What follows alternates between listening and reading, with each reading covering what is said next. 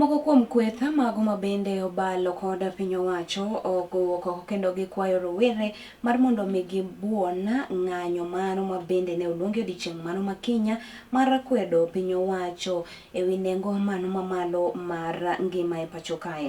Giwacho kanyo ni piny owacho mamalo nitiere kod chenro mano makare mano mabende giseketo mabiro neno ni nengo mano mar ngima odok piny. Tusichukue vitu ndogo ndogo, makosa ambayo si yetu sisi kama serikali, si yetu sisi kama viongozi, tunaitumia kwa wananchi kuhakikisha kuweza kuleta kasia, kuweza kuweka vijana wetu kwa barabara. Mimi nataka kukemea wale wanapanga maandamano. Maandamano saa hii haitasaidia, haitarudisha bei ya mafuta chini, haitarudisha bei ya maisha chini. Kitu tarudisha bei ya maisha chini ni tukiungana, tupate suluhu ya kuhakikisha kwamba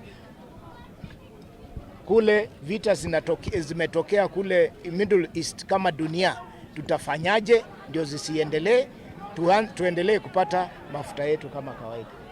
Kuhimiza vijana wetu wapuuzilie mbali wale wachochezi ambao tunawajua.